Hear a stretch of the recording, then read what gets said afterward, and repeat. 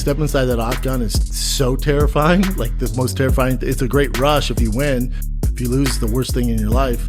There's nothing scarier, or there's no worse gig in the world than getting punched in the face in your underwear on, national TV, especially when you lose. I mean, stand-up's fucking tough, man. Don't get me wrong. They're just so completely different. Toughest thing I've ever done, yeah.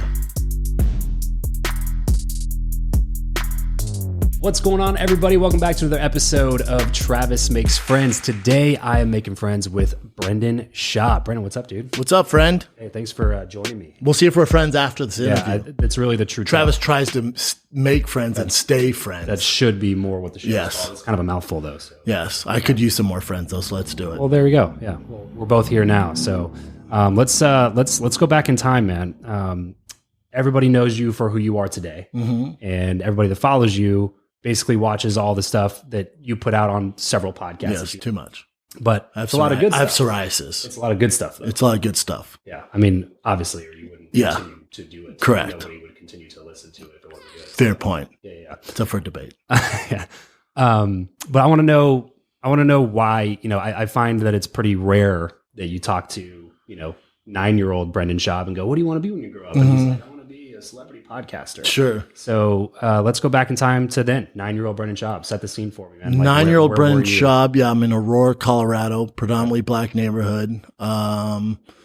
My skill set back then was being silly, and then football. Football is how I made friends and got noticed from girls. So it was a double-edged sword. If you ever seen that movie Shark's Tale, you ever seen that?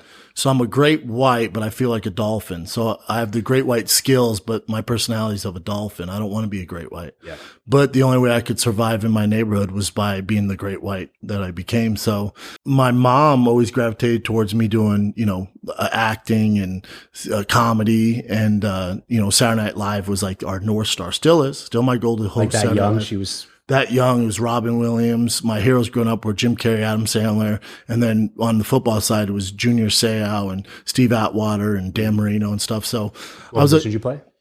Man, as a kid, I was like a fullback, which is insane as a 6-year-old or 7-year-old. Fullback and linebacker. Yeah. And I excelled in that big time. I was so kind of consumed by it. At, again, predominantly black school. So the way you stood out was athletic. So I would wear, my parents bought me those, molded McGregor cleats. Yeah. And so we didn't grow up with a lot of money. So they wouldn't buy me shoes then though. So I, was like, well, just give me the cleats. I'll handle the rest. So I'd wear cleats to school. The kids would make fun of me because clink on the things. I'd be like, wait till recess, bitch. Just wait till we get to recess. And then recess came and your boy showed out. And they're like, Jesus Christ, it's recess. But whatever it took. Yeah. So always a competitor. Always had a competitive spirit. But, football was the goal. And, always want to do stand up. And then I just kind of, the stars aligned eventually for me to get into that space. But the end goal for me was, I thought I was going to be Tony Gonzalez. I thought I was going to be a Travis Kelce, more updated tight end for you guys. So I thought I was going to be like a Travis Kelce. Had an opportunity, went to high school in Aurora, Colorado, Overland High School, and then went to University of Colorado for football. And then was like, I'm on my way to the NFL. Didn't get drafted, broke my heart. And then I was a free agent with the Buffalo Bills. I got there. They're like, we're all set on slow white guys. I was like, okay, that's cool. And then they sent me home, and I was selling supplements door to door. Yes. And like Pursuit of Happiness style, selling supplements door to door. And then I would do jiu-jitsu just to kill time because I always liked jiu-jitsu. And I had this weird knack for it. And people were like, man, you're really good at this. You should do this. I'm like, I'm not doing this.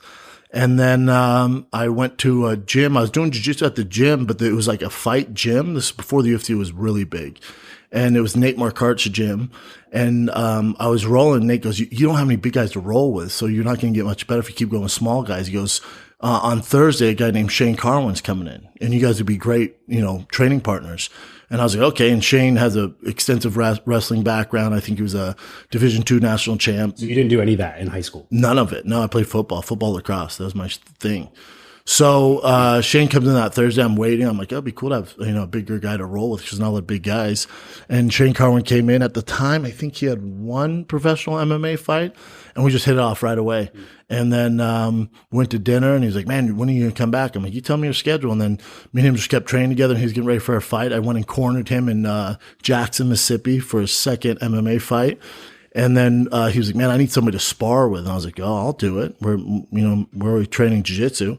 So I started sparring with him, and I didn't have money, and he'd pay for me to train with him and his coach, Trevor Whitman, who's this renowned trainer now. At the time he was not, but I didn't have money, so Shane would pay for it to kind of help me out. So I'd hit mitts with Trevor, and then I'd be in on Shane's sessions. And then probably 2 weeks, 3 weeks of that, Shane goes, Golden Gloves is next week. And I go, that's cool. Like the boxing? He's like, yeah. I'm like, yeah, cool, dude. He's like, I signed you up for it. I'm like, dude.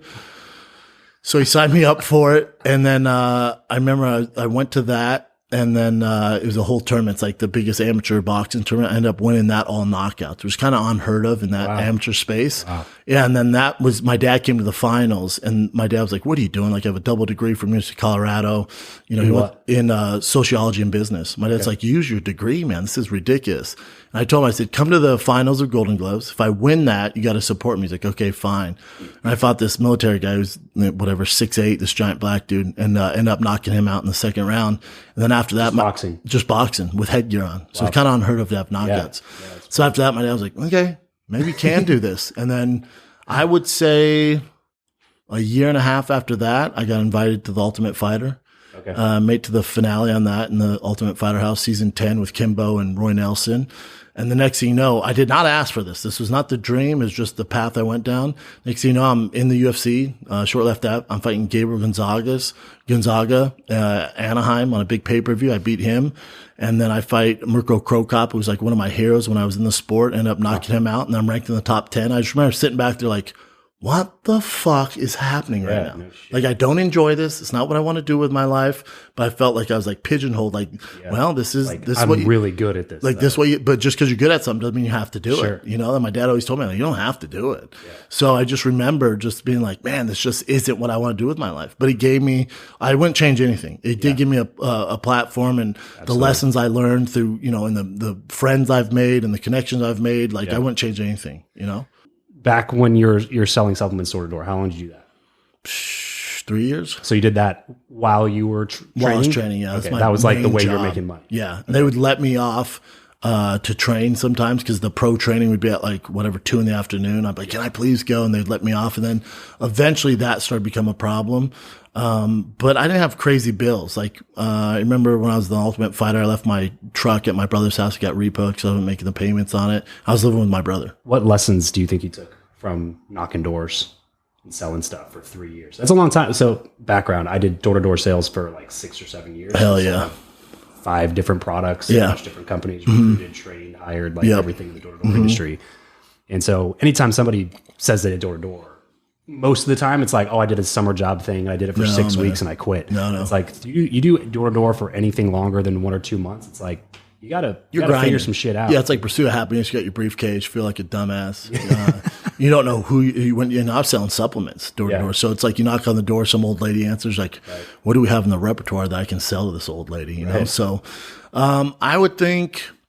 I mean, you pick up on social cues. You pick up on kind of getting somebody's guard down. Like, no, I know, you're not expecting this. And it's like they're caught off by surprise. So you pick up good on verbal and social cues, can try and figure that out. And then you can capitalize on that in the conversation, try to get a sale. So that helped me out just dealing with people that don't want to talk to you or have no idea about what you're selling and trying to win them over. And all demographic types. Like you said, you knock on the door, it's a surprise who's going to open. I went everywhere. Yeah. I mean, all over Aurora, in the hood. I went to rich areas. Didn't matter, man. Didn't matter. And you have to learn the rich how to people talk are the ones to that every suck. single person. Yeah, the rich people are the toughest ones for sure. by far. Yeah. There's a reason they have money. Yeah, we always said the best neighborhoods were the best, the worst quality neighborhoods that could still pass credit checks. Yes. That was where we were. Yes. That was where if you see a pawn shop and a check cash shop, you're like, ooh, this could get dicey around here. Yeah. Exactly. Might not have bunch of luck. Yeah, and I think you get confidence too, and also you get good at failure. You get good at taking L's because majority you're gonna take L's. That's the big deal. You're gonna take a lot of L's and just keep on keeping on. I think that's the big deal, dude. Because Guy Raz hosts a podcast called How I Built This, like probably one of the biggest, if not the biggest, business podcasts out there. But he talks to all the Silicon Valley billionaire type people. And he wrote a book called How I Built This. It's like a kind of memoir or I guess summary of the show. And when he did his book tour, I listened to a few of his interviews, and the question that everybody kept asking was like, what's the commonality? Like he talked to all these super insanely successful people. What's the commonality between all of them? And the one answer that he gave consistently every time was white. They learn. Well, besides that, they were all white, Brendan. Yeah, just kidding. Was that they learn how to handle rejection? Yes, that's a big thing. That was the number one common denominator, and that helps in sports. I learned that young in football. Like you're gonna take some L's, but then in fighting, like the valleys and peaks are so high. I was and so say, low. It's got to be. But then in stand up, you're taking L's, man. You try new material, and you're at the Improv or Laugh Factory or Ice House or Comedy Store. You take an L.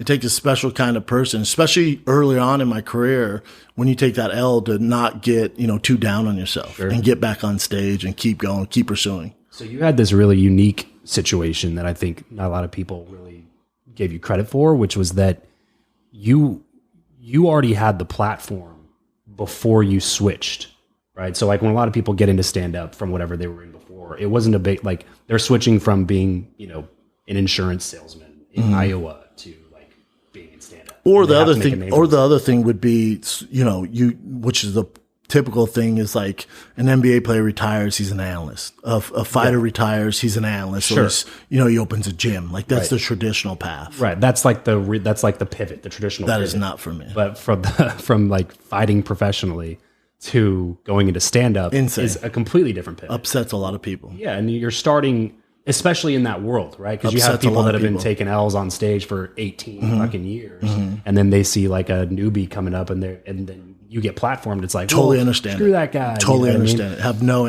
animosity towards those people. I get it. Yeah. So what was it like for you coming into the space and like because the big thing is you had to learn while people were watching you. Yes. You didn't get to learn while nobody was watching you. Yeah, which to me, like the level of difficulty when you're doing that, the stakes are higher. Absolutely. So, do I wish I never did fighting and didn't have a fan base and started comedy? Fuck yeah, dude. You tell me I can go to open mic or I can show up at the Comedy Store and try and get a potluck or something like that. I'm not allowed to do that. Right. So especially early on, I would go to places where, maybe somebody knows who I am, but they're not expecting me, or I'd go to these weird locations just because you don't want to get in front of people who know you from fighting, because that's not good. You don't know where the chips are going to fall there. So for me, it was like this weird like path to comedy, trying to find places or follow monsters that I would always put myself in. That's where I think fighting and football came into play here, because in fighting, the one asset that I knew is like, when it was sparring day, there's certain guys who are like, oh, I don't want to spar that guy. Well, why don't you want to spar that guy? Because he gives me problems. Yeah. Okay, well, that's who you should be sparring, because you're only going to get better. Because if he's giving me problems now, when the lights are on, you're getting paid for it, you don't want those same problems. That's what you want to gravitate towards. But it's in our human nature not to go that way. So I was good about going that way, forcing myself to go that way. Yeah. So in stand-up, I think early on with young comics, it's not natural to want to follow a Joey Diaz, a Chris D'Elia, a Joe Rogan, a Bryan Callen, a Theo Vaughn, a Tom Segura, a Burt Kreischer. I would ask to be followed by them, or at least go right on before them. Or don't give me a sweet cupcake spot. Give me a shitty spot. Let me figure it out.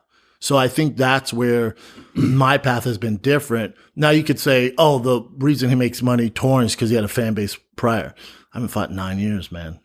So that doesn't really work. But then also, you're open mic. Nobody knows who you are. You have the freedom to get away with stuff, try stuff. Right. I don't have that. I had to get pretty good really, really fast. And it was very stressful. Still is. Right. Still is. Right. I mean, you came in I want to kind of parse through the timeline here. So you're fighting, and then the fight world at some point mixes with the comedy world. How did that come about? I was the first connections. I was a coach on The Ultimate Fighter on Shane Carwin's season. He was supposed to fight Roy Nelson, but I think Roy got hurt, so then Shane ended up fighting Junior Dos Santos. Either way, that wasn't a good fight. But I was a coach in the house on The Ultimate Fighter, like a grappling specialist. And Nate Marquardt had a connection to Bryan Callen, who, is a big comic. And he brought Bryan in to make the kids laugh at the time of The Ultimate Fighter. And I was like, oh, hell yeah, I love stand-up. And, secretly, I like adore stand-up. It's what I've always wanted to do. Did you tell anybody before that? My mom knew, my brother knew, but I mean, in general, my friends wouldn't know. No, probably not. Maybe my college buddy I've talked about too when we got like drunk and stuff. Sure. But we also talked about like hooking up with dudes as a joke. So they didn't take me serious. So they brought Bryan into the house and, we met there and we hit it off. He's like, I have a show tonight. You should come. And I come to a show in Vegas. And then, he's like, we just hit it out. We had this weird chemistry and he was like, man, if you're ever in LA, hit me up, man. I was like, yeah, no doubt. And he was like, no, seriously. I was like, well, this, what's interesting is I'm actually moving to LA because I grew up in Venice Beach in the summers. My uncle lived here. My dad would always send me and my brother. He'd come with us during the summer. So I grew up in Denver, Aurora, Colorado, and then also Venice, California, Venice Beach. At my uncle's place. So I was planning to leave Denver. I was on a 2-fight losing skid. I need to switch something up. So I was going to move to LA to find something new, start a new chapter. And so Bryan's like, hit me up when you come. I'm like, no doubt. So I remember packing up all my stuff in Denver, telling my family I'm going to leave. They're devastated. And the way I wanted to soften the blow, I was like, I'm coming back in a month. I'm only going there for a month and I'll come back. I'll switch back. And they're like, okay, thank God. But I knew in my mind I was never coming back. So I packed everything up, drove down there. And then, I remember I pulled into my uncle's place and I just remember I started crying. I was like, I have nothing. I have no friends. I don't know what I'm going to do, how I'm going to figure it out. What the hell did I do? I need to go mid-20s? Mid-20s, 24. I was at 25, maybe. I was like devastated. I was like, God, you're an idiot, dude. I knew nobody. And I was like, oh yeah, that Bryan Callen guy gave me his number. So I'm like tears in my eyes and I'm texting him. I'm like, hey man, remember if you want to get coffee? I'm here. 2 seconds later, sounds good. Sent me an address, Intelligentsia off Main Street. And I was like, what? Or Abbott Kinney. I was like, he texts way too fast. Like he's so desperate to hang out. So I meet with him and then we're just talking about things. And again, we have this weird chemistry. He's like, man, I do a podcast. Dude, this is 12 years ago. He goes, I do a podcast. And I go, what's a podcast? Oh, He's like, it's like radio, but you record it. This is before everyone, their gay aunt had a podcast, right? Out of their garage. And he's like, I do a podcast. And I was like, I don't want to do that. He's like, no, come on. And we'll have fun. I'm like, all right, dude. So I go, it's out of his house in Santa Monica. We're in wife beaters. We have a picture of this. We're both in wife beaters and just talking shit or whatever. It gets done. He's like, man, we should do this once a week. I'm like, I don't want to do this once a week, man. And he's like, yeah, you'll just break down fighting. And I was like, oh, that's how you don't know me. I don't want to break down. Like my life is fighting right now. I don't want to do that. But if you allow me to talk fashion, cars, comedy, I'm in. Anything else. Yeah. He was like, all right, we can do that. I go, what should we call it? He's like, I don't know. I go, well, what's like your nickname? He's like, everyone calls me the Kid. I was like, okay. He's like, oh, how about the Fighter and the Kid? I was like, that's dope. Let's go with Fighter and the Kid. 2 years later, I realized he made that name up. Nobody calls him the Kid. He was 40 something years old when I met him. He's 42. Nobody calls him the Kid. He literally made that up. I was like, people don't call you on set. He's like, nah, man, no one's ever called me that. It'd be cool though. I'm like, wow. They do now. Our entire relationship started on a lie. You're a fraud. Yeah, you're a fraud. But, yeah. So yeah, we just started doing it and then we were having so much fun doing it. And then, I remember we're one of the first to ever, athlete and a comic to start a podcast. Now, millions of people do it, but we were the first to do it. I mean, we were talking 10, 12 years ago. Yeah. We started like 11 years ago. Yeah, man. Yeah. So, I remember I'd be walking the airport, going to like UFC, what was it, 2 or 174? Like I was going to Vancouver to fight Andre Arlovsky. I'm going through TSA and everyone's like saying things I say in the podcast. I'm like, oh, what are you doing in Vancouver, man? We're doing Toronto. I was like, what do you mean? Like, are you here doing comedy? I'm like, at the time I was in stand-up. I'm like, no. Like, you're doing like a live podcast? I'm like, do you not have a TV? You don't see me on the promos for the big UFC? They're like, oh, that's right, dude. I'm like, and in my head, I'm like, oh shit. Start realizing they know me for being funny, not for being this meathead inside the octagon. I'm like, that's cool.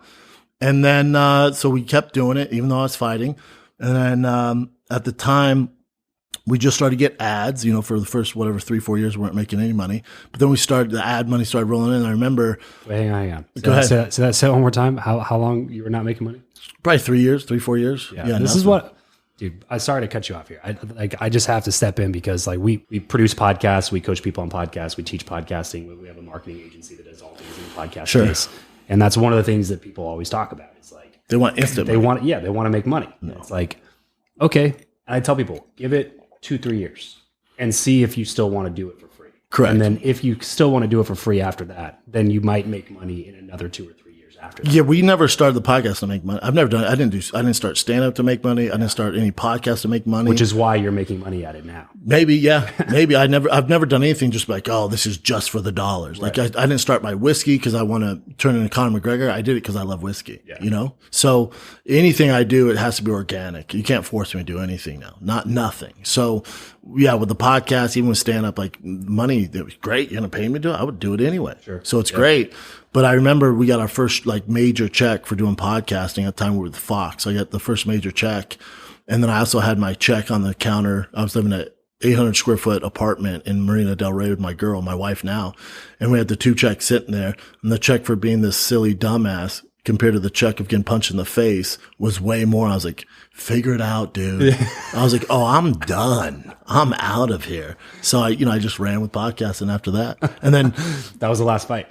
That was the last fight. That was the last fight ever. And then, we started to do live fighting the kids. Again, this is before people were doing live podcasts, but Bryan was brilliant. I'll give him all the credit on this. He goes, you ever seen a live podcast? I'm like, yeah, they suck. Just 2 guys sitting down talking on a stage. He's like, we're not going to do that. We're both performers. He's like, we're going to make it a show. It's a fighting kids show. It's not a podcast, it's a show. So you come out and tell a 10-minute story because you're a good storyteller. And then we had all these bits lined up. So we'd have a set list of bits we'd do for every show. And I was like, oh, that's smart. He's like, yeah. And I was like, oh, wait, so I'm doing stand up? And he knew I wanted to do stand up, but he didn't want to scare me. He's like, no, you're not doing stand up. You're just telling a story like you're on a podcast. Like just pick an interesting story and then 10 minutes, then I'll come out. I was like, all right, cool. We're doing big venues. Like my first time ever on stage, I think was in either Bray or Ontario. Like 500 people sold out. First time ever. These are just fans of the show. Fans of the show, because the show, show's big. Yeah. So we keep doing that. And then I remember we're at the Vic in Chicago, massive theater. I mean, seats 3,000. And I'm backstage. I'm all nervous. I'm like, I don't know what story I'm going to tell him. Brian's like, what are you talking about story? I go, come on, dude. Like I'd get so frustrated. I'm like, the story. We start every show with story. He's like, oh, dumbass. You think you're telling stories? I go, what am I doing? He's like, you're doing stand up. He goes, most people are laughing. And then just a light bulb went ding. I went, oh my God, dude. And I got more nervous. But he was like, yeah, you're doing stand up, dude. This is my way of pushing into stand up. Yeah. And then Rogan was like, you got to do stand up. You got to do stand up. Whitney Cummings was like, you can do stand up for the rest of your life. I'm like, you think? And she's been in it forever. So has Rogan. So I was like, all right, let's see what happens. Here we are. That's wild, dude. That's wild. When was waiting for CT to kick in. So you probably buy your tickets in Naples, Florida this weekend, and then Bakersfield and Brea, because we'll see. CT's going to kick in any second. The clock is ticking. Yeah, I'm paying a heavy price. Oh man. When was the first time that you guys did Rogan? Well, I mean, Callen probably did it a bunch before that. Not really. No. Yeah, we did. Rogan moved to Denver when I was in Denver. And then when I moved to LA, we would always go to dinners. Like we do a ton of dinners, me, Bryan, Rogan, Tate Fletcher, a bunch of different guys. And I would tell them, they would always ask me to tell me to tell them stories. Yeah. And then, Rogan's like, you're fucking funny, dude. I was like, thanks, man. He's like, no, I'm telling you, you got to get in stand up, and kept pushing me. And then, at the time, he probably lived, maybe his studio was like a mile from me. And then he was like, come on the podcast. Then me and Bryan went on there to promote Firing the Kid. And then it just kept on keeping on. And now I think I've made the most appearances in the JRE ever. Really? It's almost 90. Yeah, we were doing some research before this interview, and I was like, Jesus, how many times has this dude been on? Yeah, between just me and Rogan alone, me and Bryan, and then Fight Companion. Yeah, right. And I'll still go on Rogan by myself, especially like when I'm releasing a special or tour dates. But then we're starting to do more Fight Companions. Yeah, and we just did one last week. Along the way, though, like when you guys first got started, like Rogan was nowhere near the legend that it's become now. No. Right? No. I mean, like you watched it go from like, oh yeah, that's the guy from Fear Factor. Correct. Right? To like people are surprising. People are still that way, kind of. Really? Like, you do the show with the guy from Fairfax. I'm like, Jesus Christ, dude. You living under a fucking rock? I'm not even entertaining this conversation. Like multiples of the views. He's also one of the biggest comics in the world. He's been doing stand-up longer than any of that bullshit. He's a stand-up first. Yeah, that's what I tell people all the time, because, again, we teach people podcasting. A lot of people are like, well, I just want to be like Joe Rogan. I'm like, well, first of all, that's not going to happen. So, like, let's reframe some things. Like, comic before with that he got intelligence? into podcasting, he had already done like 20 years of stand-up comedy. Correct. He was an extremely effective communicator that knew a ton of different people, all from multitudes of backgrounds. He knew how to communicate with them and hold conversations with them and be funny at the same time. He was a television host. He was on a sitcom. Yes. Like, when he started, he was already leagues ahead of you. Correct. And he started the podcast before there was like 1,000 shows in existence. Podcasting's on the decline now in general, as far as the people, the entry The number level. of people that are starting. It's going back down because I think listenership is up. yes, the audio listenership is up. The viewership on YouTube is down across the board. Yes, Really? yes. Okay. And that's for a variety of reasons that YouTube controls. Yeah, I was going to say Bigger audio is where it's conversation. at anyway. Yes, audio's king, hands down. 100%. All I care about is audio numbers. Do you guys find a lot of like reach on social media clips versus audio? Like, are you driving everything to audio? Like, listen to the podcast. No, I mean, I think because audio kind of take care of itself because people find it. We push everything towards YouTube, really. Okay. Like the visual clips, all that. Okay. Yeah, everything goes to YouTube. For the most part, The podcast is kind of the catch-all. Yes. Like, if you listen, you're going to listen. Yeah. But you don't do much like to promote. The audio. No, the people will find the audio. Yeah. That's what I've found is that it's the most difficult part to grow because discoverability Is audio? Yeah, for sure. Because discoverability's shit. Big time now. The only way to find it is to search it. The waters are murky. Yeah, right, exactly. Unless you're a new podcast and you book like some crazy guest and people are like, oh, let me check this out. And I'm like, all right, what else have they done? Yeah, exactly. Yeah. I was going to say, even then, like you might get a small spike in numbers, but the next episode, it's back down to where it normally is. Yeah. I'm not. I mean, as long as I've been doing it, I'm not interested in that. You know, the wave of booking a big guest and you have nothing in common with them just for the views. I don't. There's no longevity in that. Sure. Yeah. I'd rather do a podcast with my friends and it gets less views. I'm good. But it makes it more interesting. Yeah, because you're buddies, and I want to do it. And you've built a solid fan base now. Because that's the thing that, again, dude, I got these people that are just like, I just want to like start a podcast and I just want to like bullshit with my friends. Like, we're all pretty funny or whatever. And it's like, but the problem is though, nobody cares. Nobody knows you. Yeah, no one cares. Like nobody knows who you are. Besides Therefore, they have zero amount of investment in your story, in your bullshit, about what happened to you at work. Nobody gives a fuck. No, because like Tim Dillon told me this, he's like, bro, now that there's so much money to be made in podcasting, like legit talents get involved. Like, exactly. Like it was so niche when you and I were doing it, especially you. Now, like you have, fucking Jason Bateman. Yeah, it's like you get legit Hollywood stars with fan base. They're doing it now. It's just a different thing. Yeah. It's just a different thing now. Yeah. It's all about niche now. Like you get your fan base, fuck everybody else, ride with your fan base. Dude, I got a buddy who's been podcasting for a while. He just started this new show. It's about vertical farming. I didn't even know that was a thing that existed until he was telling me about it.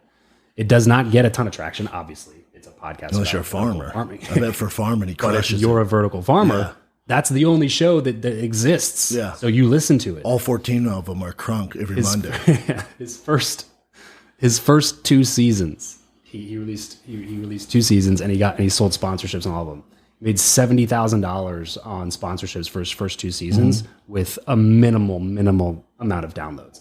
And I was like, that is the perfect case study for what it means to niche down. Niche, yes. And find there's a lane care for about. Yeah, there's a lane for it for sure. And advertisers want to spend money. It's like advertisers want to spend money, but the bottom line is like if you're trying to advertise whiskey, you're going to advertise it on your show or Rogan because you need massive distribution with a wide variety of potential customers. Yep. But if you're a vertical farming equipment salesman, you know what I mean? It's going to cut your sponsorship down. But those sponsors they would crunk. waste money on your show. Yeah, correct. Because there's the 99% of your listeners don't give a shit about it. No, sir. So they go to this guy and it's like, you might only get whatever. 700 downloads. His conversion rate's great though. Exactly. Yeah, his conversion rate's gonna be higher than 1 million downloads. Yes. So like perfect example, dude. I know I said I wouldn't bring this up, so sorry to rub some salt in the wound. No, what do you got? You've been into fish a lot. Yes. Lately, okay. So if you started a freaking fish podcast about like aquariums or whatever, I bet you 100% it would be your least downloaded podcast, but it would get, like, in terms of dollars per download, the highest of everything else. Yeah, it's strange. Because you would have these hobbyists that would come in and they want to spend money, and it's an expensive hobby. Agree. Yeah, with a lot of it, like, it's all organic. Like, with that, it just came through. My son wanted a fish tank, and as a kid, I loved fish, but we didn't have money to buy, like, the nice fish. So I took him to get fish. I'm like, oh, these fish are bullshit. Yeah, like goldfish. Yeah, I was like, this is a waste of time, dude. And then I asked the guy, I'm like, hey, where can I get cool fish? He, like, looked around. He's like, dude, go to here. And it was, like, right near my house. I'm like, yeah. He's like, they have everything. So I walked in there. I'm like, oh. And I remember as a kid, I was so obsessed with fish tanks. I knew everything about them. And just all that came back to me. And the next thing, literally 3 weeks later, I have 3 fish tanks, 80-gallon tank, 55-gallon tank, 30-gallon, and I have all these exotic fish. I just got really into it. And then I would post about it and talk about it. And, you know, it might not get a million views. It gets good views. But then I saw how my fan base, because it's, you know, they're not going to give me advice on fighting or on stand up. They don't do that, but they do know fish. So the amount of engagement I got from people like, hey, try this out, or have you seen this fish? Cause that's them going, oh, actually, this I know more than Brendan I relate about. To that. Yes. Now, this I can actually help them. Yeah. So the engagement, the connection I've made in the fish world is insane. Well. Same thing happened with during the pandemic. I got really into bike riding. Still am. That's mainly, I ride bikes more than I lift weights now. I love riding bikes. But the bike community is so supportive. So is the fish community. I've made great connections just through riding bikes. Hey, I like bikes. People are like, well, I know more about bikes than you do. Let me help you out because you've helped me out from making me laugh or whatever the fight breakdowns. Sure. So here's how I'm going to give back. So you meet some great people, man. It's dope. It's dope. That is the wild thing about the internet, dude, is like, no matter how crazy or weird the niche is, there's an entire community of thousands or millions of people.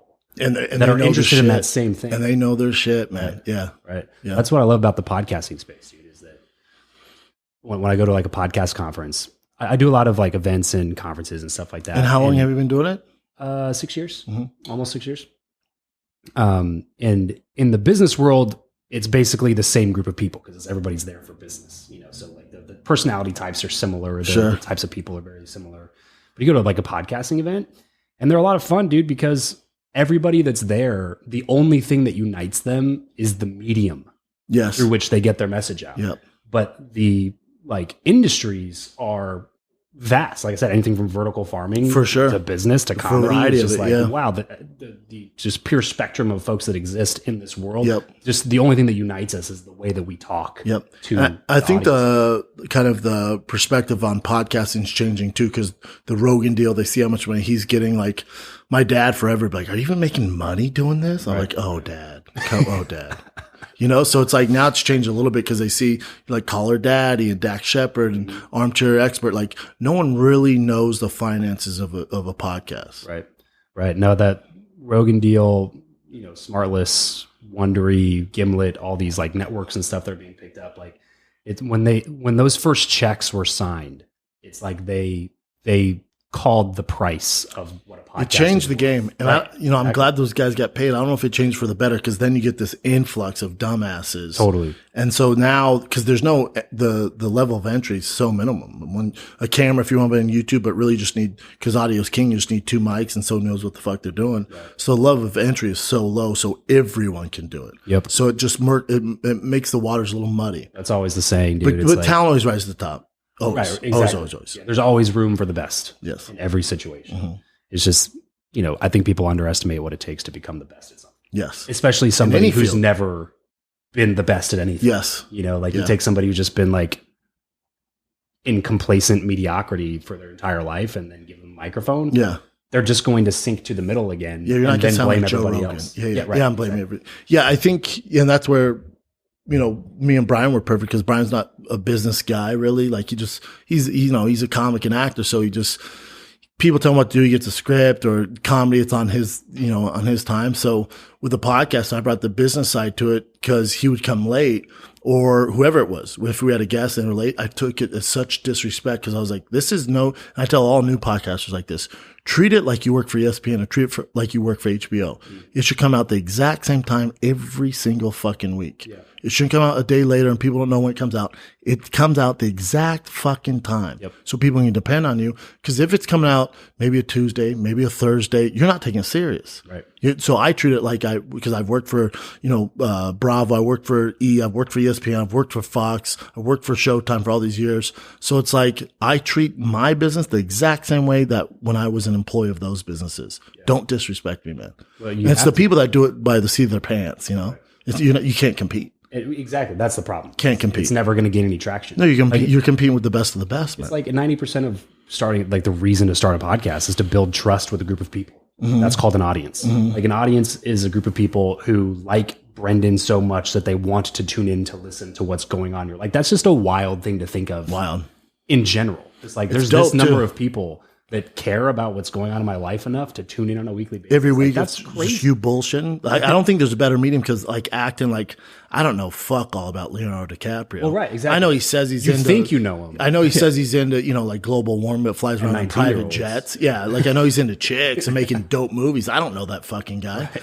The podcasters are dope because you know them. Right. Like, how long I've been doing it, they've been through, my downfalls, right. My losses, the wins, the big moments. Cause I say everything when I've had children, how I've changed from when I first started with no kids to when I have kids now. And they've been through it all. So when, I'm on tour and I do the meet and greets, people are like, this must be weird for him. Like, it's not because you guys know. Right. So this isn't weird. I feel like I know, me. This is all good. It's never awkward. It's never awkward. Those meet and greets, it's so dope. It's the only medium that you can't fake. Yes. It's like my team writes 95, and I want to say my team, I mean that guy behind the camera right there, writes like 95% of the shit that I say on social media. Yeah. Most of it comes from my marketing team. Yeah. But I can't fake this conversation right now. No. If you listen to me for 7 hours on a podcast, you are going to get a really good idea of who the fuck I am. You'd be the best actor of all time. If you can do that for years, there's no way. You'll get found out eventually. It would be so exhausting. Yeah. I mean, there's people that do that. Yeah. I won't mention names. And they're exhausted. I won't mention names. Oh yeah. It's that's why I love the media, man. It's like such an intimate, just like that's why the show's called Travis Makes Friends. Yeah. Because it legitimately allows me to go make friends with people. But I also legitimately feel like the members of my audience can listen to this conversation and be like, it makes them feel like they're sitting on that chair right there. Yeah, it's weird because podcast is such a niche thing, like this underground thing. You had your fans, and then I was with Showtime for almost 6 years. I had all my shows with there, and they offered me another 6-year deal, and I was like, I feel like I can do it myself. And then you go from being the talent and just showing up and doing your thing to running a business.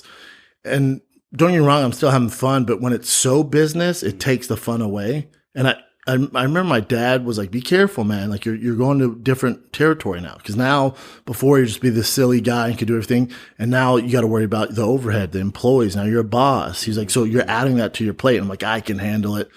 Pan, literally, we've been going. I left Showtime a year ago. It would be January 8th is when I left Showtime and started Thick Boy Network. Now I have psoriasis and shit. It's just a lot of stress, dude. A lot of stress. Different animal. But it'll be worth it down the road. Yeah, no, I hear that. How's that been going with like running the businesses, doing the podcast, being the content? You're like the talent and you're the CEO, and then you're also a dad. Yes, your husband. Yep. How do you reconcile all of that stuff? I mean, I feel like I'm doing a decent job. I'm a great dad. I know that. Good dad. Sometimes it's tough when you go on the road. You miss certain things that eats me up. But the boss. Your family travel with you ever? No, they're too young right now. 6 and 3. It's tough. As far as being a boss, it's just different because I come from a sports background. So it's like one thing you got to learn is, these guys, whether it's your producers or editors, like they didn't come up playing sports. So, I'm very black and white. You're only going to hear from me when you fuck up. And that's not really a way to run business, so you have to be more open to people's feelings and stuff like that. And so I'm learning, I'm learning. Yeah. It's a lot of different personalities. And like, to me, it's like, I don't read motivational books. I don't find people motivational, like from speeches and TED Talks. I'm the last guy that needs that. So I assume everyone's like that. Like I lead by doing, so, but everyone doesn't work that way. Right. Sometimes you need to go, hey, great job on that clip, or great job on that food truck diary, or hey, Ching, great job on today's Finding Kid. Like people need that reassurance, and I got to get better at that. I have to. Sure. Yeah. That is definitely something. Like if you're going to be successful in any leadership role, it's basically just the managing of people. Correct. And personalities. And I remember I called my dad. I was like, we started with like 7 people. I'm like, I got the perfect team. He's like, you don't. You think you do. Yeah. He's like, you'd be the first CEO in the history to start with the same 7 people and end with the same 7. He's like, maybe they're great at certain aspects of the job, but when it comes to the team and gelling, there's no way you have the perfect team. Like, you're out of your mind. And boy, was he right.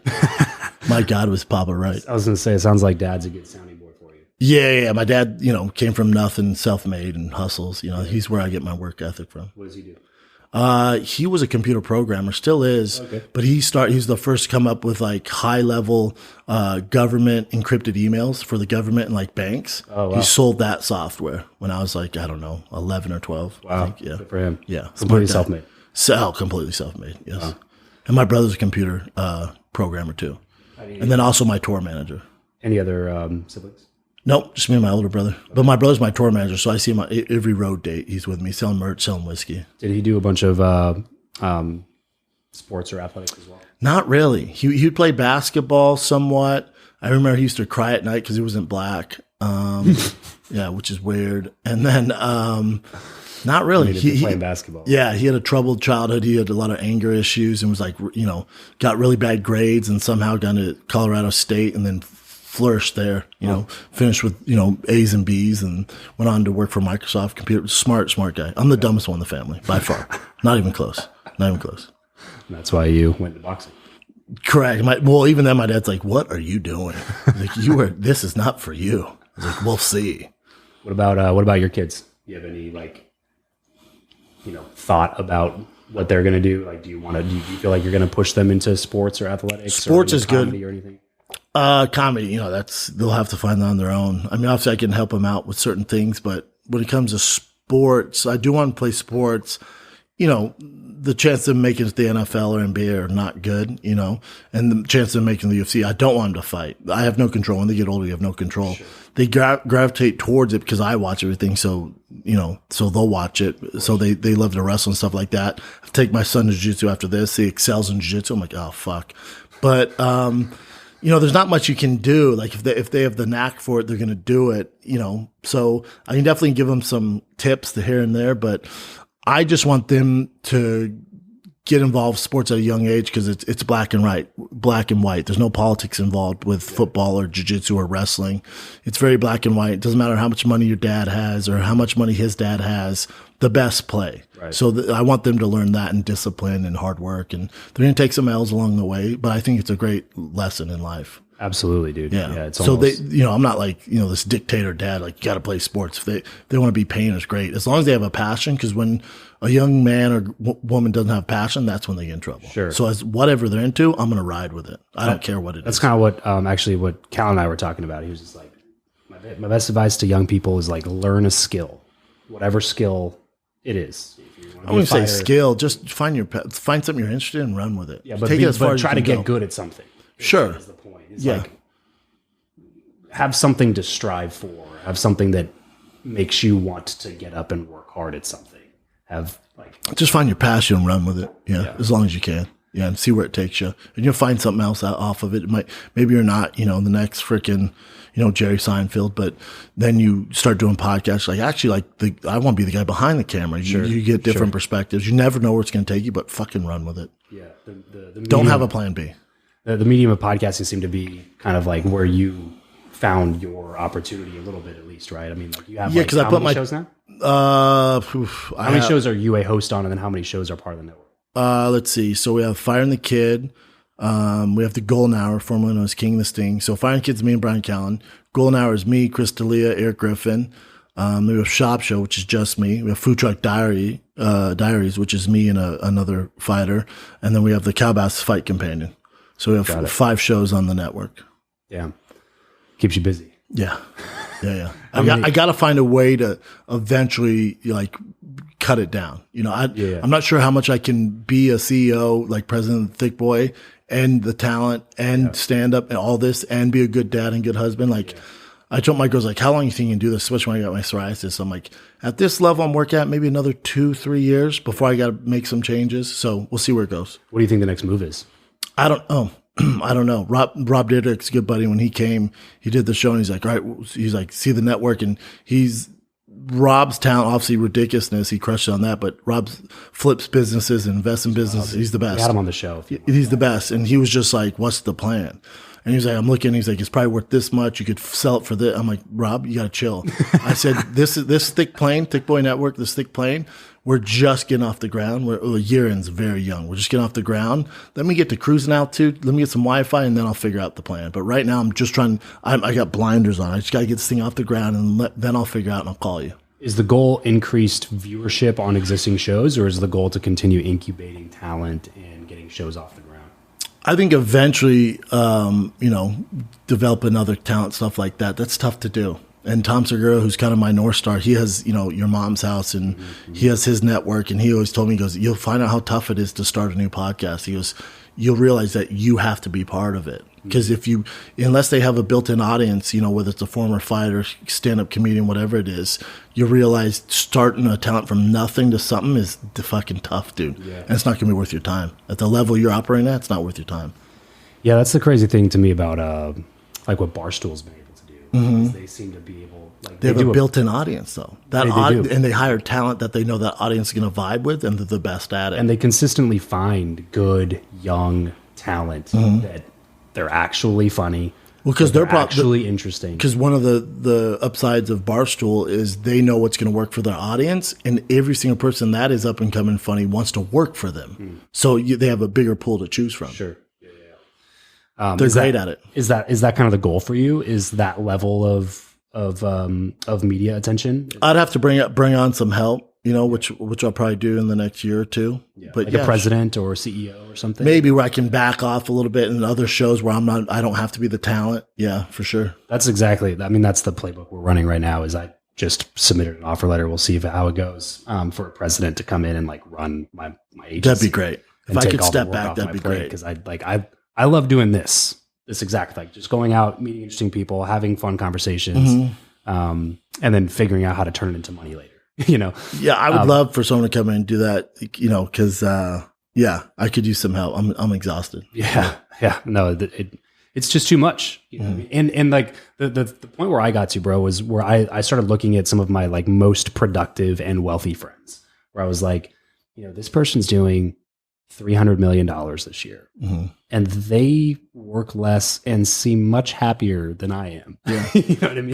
But I bet if you went back a number of years, they were doing what you were doing. Totally. Yeah. They got to that point. That's success to me. The hustle will get you to a certain place, but it will only get before you you break far. Down. Yeah, exactly. Correct. Yeah. Because at some point, your hours can literally not be duplicated. Correct. You have to be able to bring on some other people who are as good or ideally much better than you. You want someone at the thing that you're trying to do. Yeah, because I'm a control freak. So they'd have to come on, know what the fuck they're doing, where I can fully trust them and don't have to worry about it. Yeah. Yeah. Which is hard to find. It's a needle in a haystack. Yes. Yeah. Because you can waste a lot of money going through people like Tell that. me about it. Trying to, hey, look, let's bring you on and sign a contract. Then 90 days later, it's like, hey, what have you done? Yeah. What would you say you do here? Yeah, exactly. Yeah, I've had many of those conversations. What would you say you do here? Describe for me what I'm paying. Yes. Okay, so the show's called Travis Makes Friends, dude. And the reason that we changed it to that is it used to be called Build Your Network, and it was more or less about the whole idea is that your friends and the people that you hang out with will ultimately shape you into the person that you're going to become.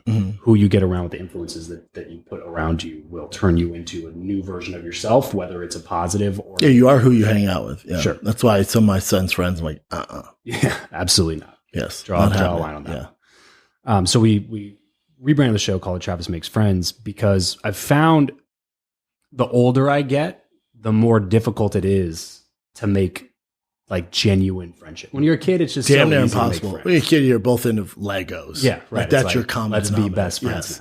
Yes. Yeah, right. We hang out same school. Our parents are friends. That's easy. We play football. As grown men after 35, good luck, man. Yeah, and trusting people too. Exactly. That's exactly the point. It's I've been burned so many times. There's so many people that you have no idea who they are, and even if they seem fun, and a lot of times those are the people that are actually the worst ones, are the ones that are the best looking from the outside in terms of they seem to have all their shit together, and then 4 months later it's disaster. Yeah, this is not good. Correct.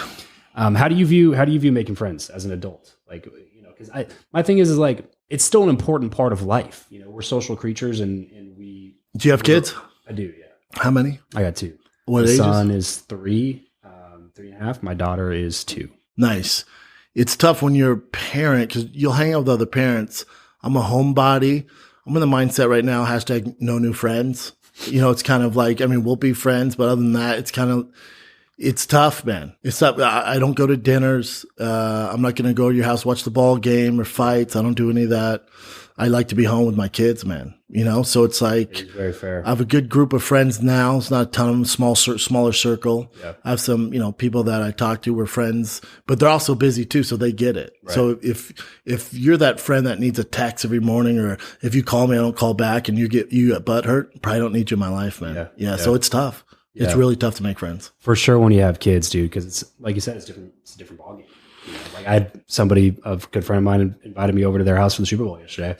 And I just found myself staying at home with my kids. I have no desire. Yeah, because it was like this is like the first year of my son. I feel like my son actually understands kind of knew what was bit. happening a little bit. But also, most of my friends know, and we're all the same. Most of friends the same way. Like most of my friends now, we all work together. Like me and Bryan, I can't remember last time we hung out outside the podcast studio. I mean, we're just in Austin together and spent the entire day like two freaking partners just strolling the streets of Austin chatting. He's one of my best friends. Dalia's a good friend. Theo's a good friend. Rogan's a good friend. But usually outside work, like all of us are so busy unless it's work related. But that's also our social time. Like work is our social time. So, excuse me, I check the box at work. I get all of it out. So when I get home, it's all good. We don't need to go to dinner. Like you're not clocking in at the we just did sawmill. We just did a podcast. Like me and Rogan did a podcast for 4 hours. We're good. We're good. Talked an hour after, had drinks, did our thing. We're good. Went to dinner. We're good. Yeah. Right. Everyone's busy, man. Everyone has kids. Right. Now I think you said it right there kind of accidentally too, that's the reason I tell a bunch of people to start a podcast.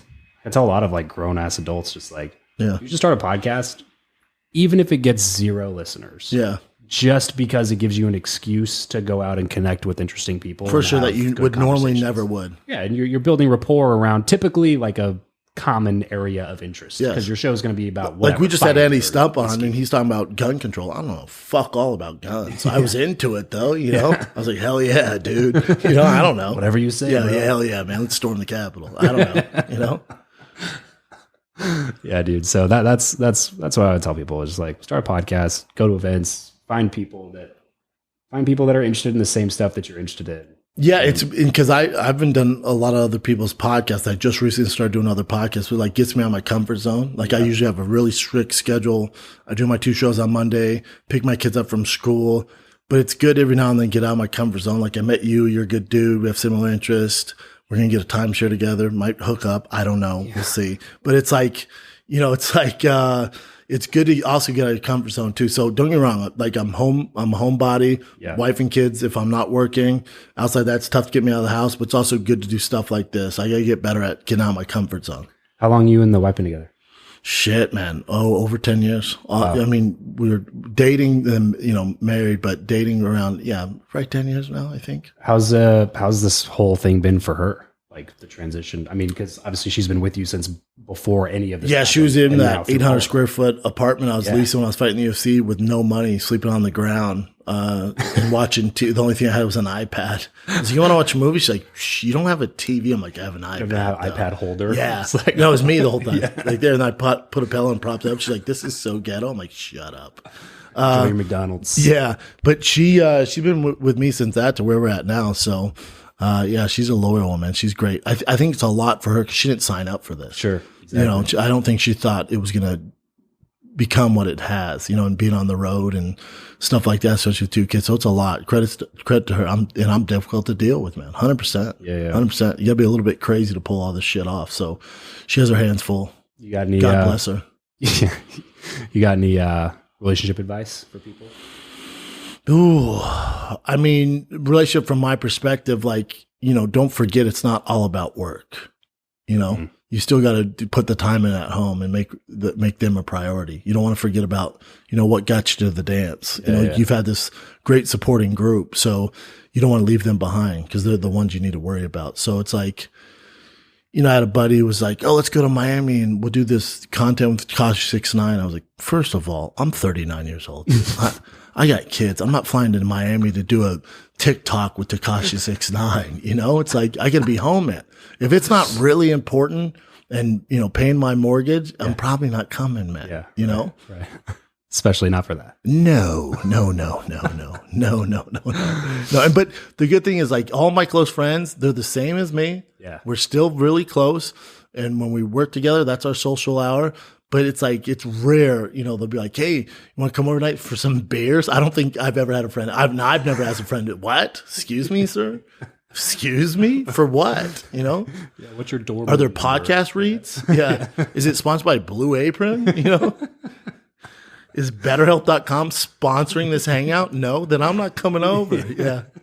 But it's tough. You got to find that balance. It can't be all business, you know? Right. Exactly. It's tough to do that, brother. It is tough. Yeah. You got to, at the end of the day, you know, I feel like your happiness and meaning is all tied to the quality of the relationships that you have, whether it's family, your wife, your kids, or friends. 100%. And especially as a dude, I think you need that, you know, you need to bro out every once in a while. And I get that with stand up. Like now, it's since the pandemic and like Rogan and Tom, like everyone went their separate ways. And even if they're still in LA, it's just the scene's a little different. But man, that was the golden ages. I think the thing I learned now, especially since the pandemic, it's like nothing lasts forever. Nothing, man. And I was just naive. I was like, oh, well, we're going to be doing this, hanging out, like all Rogan, Joey Diaz, D'Elia, Bryan, Theo. Like, this is what we're going to do for the rest of our life. This is the best life ever. And that's like, no, man, there's curveballs life throws at you. Like, and that's all good. Yeah. Like with King of the Sting, like Theo moved to Nashville and we both thought we could pull it off. He's like, I'll just zoom in and I'll fly back every other week. But eventually it's like, fuck, like this is a lot, man. And he was like, and I'll never forget this. Theo gave me great advice. He's like, it's okay, man. We had such a good time. We built something so special. You're my best friends. It's all good, dude. It's ran its course. I was like, yeah, you're right, dude. He's like, go run it with D'Elia and Eric Griffin. It's all good, dude. Yeah. I was like, you're right. It is all good. Like, how long are we going to do this? Right. He's like, how long do you want to do this, man? Yeah. Like, you're right, brother. I'm curious, dude. I know we're coming close to time, so I don't want to be disrespectful here. So I want to kind of wind it down with a couple quick questions for you. 8 inches. Wait, that's big or small? I don't know. Okay. I'm just saying. All right. Okay. You have stepped into the cage and you have stepped onto the stand-up stage. Which of those two is scarier? I've got, when I was coming up, I get this question so many times when I do press, like at radio, but at least it's coming from you. You know, like, cause they'd be like, "Are you okay, Brendan? What's tougher? Fight inside that outgun or stand up? Go." You know, like I'd be like, "Oh my God," but I don't mind it now. They're so completely different. Like step inside that octagon is so terrifying. Like the most terrifying. It's a great rush if you win. If you lose, it's the worst thing in your life. It's just so scary. So stand up, I can do a set tonight at the Laugh Factory, eat shit and run over to the Improv and redeem myself and use bits I know are going to work. It's just so different, but there's nothing scarier or there's no worse gig in the world than getting punched in the face in your underwear on, national TV, especially when you lose. So that's still the winner. Toughest thing I've ever done. Yeah. I mean, stand up's fucking tough, man. Don't get me wrong. They're just so completely different. Yeah. I think I asked that question to Bryan Callen. I was like, you did? He's never, ever done athletics at a high level. No, not that. If he pretended he was a fighter on a show, I'm gonna freak the fuck out. Or if he pretended he was like in the special ops or some shit, which he's so into, I'll kill him. No. It was something about I was setting it up because I was just like, I feel like of all the things I've done, like door to door is just so much rejection and it's so emotionally exhausting. No one's watching though. But that's what I was going to say was that like, I feel like stand up and acting, if there's anything that has more rejection, it's auditions. Yeah, I've done auditions and that's whatever. Cause like your chances of getting are so small. Yeah. Stand up's tough if you're on a big show and you're trying new stuff out, or for whatever reason the crowd's not feeling you and the guys before you did great and then you eat dick. Like it's a real special talent to be like, all right, well, better go figure this out. Yeah, that sucked ass. I guess I'm doing it like again bombing's tomorrow. The worst, dude. But nothing worse than flying to Brazil for a major pay-per-view fight and getting knocked out in your underwear. Oof. That. There's no low than that. That's the worst. There's nothing worse. And of course, fans will remind you, remember this? It's like, bro, that was 12 years ago. I'll never forget. You're like, all right. I love how it's the fans, too, that are like 240 pounds overweight. eating Doritos, watching the fight on their 7th beer. And Yeah. like, you suck. They're the most critical. You're like, okay. Step into the ring, motherfucker. Yeah. And then last thing here, dude. I know that you got a ton of stuff going on. So where do you want people to go connect with you more? When's this air? Whenever you want it to. If it's soon, I'm in Naples this weekend, Thursday, Friday, Saturday. Won't be that soon. Naples. Okay. So not whenever I want. Okay. Backtrack. Yeah, backtrack. Sorry. Outside that, I'm in Bakersfield. I think it's the 23rd, so Thursday night only. That thing's almost sold out. Bakersfield, California. Okay. And then I go over to Brea Improv. That's March. I think that's 3rd or 4th. It's the Friday that week, so it might be March 3rd. I have 2 shows at Brea Improv. Me and special guest. 2 shows, 1 night. That's March 3rd, Friday night, Brea Improv. Then Saturday, I have a Calabas fight campaign for the big UFC 285 with me, Jelly Roll, Rampage Jax, and a special guest. Oh, nice. That'll be awesome, dude. And I'm in Oklahoma City and Tacoma. I'm all over, man. If you are watching the show, listening to the show, and you also liked the episode with Bryan Callen, then definitely go check out Brendan's show, The Fighter and the Kid, available wherever you get your podcasts. And if you have any tips, get rid of psoriasis or keep fish from dying, shoot it my way. Yeah, I'm sorry. Yeah, it's all good. Thanks, man. It's all right. If you enjoyed this episode of the show, please leave a quick rating and review. Subscribe. Tell us what we can do better. Tell us, if you want different whiskey or if you want, whatever. Just tell us. I think we're friends now, though, man. Yeah. Shared some whiskey. So. Yeah, thanks, brother. We're friends. Defined. No, I won't come over for beers. Thanks a lot, guys. Catch you on the next episode. Peace.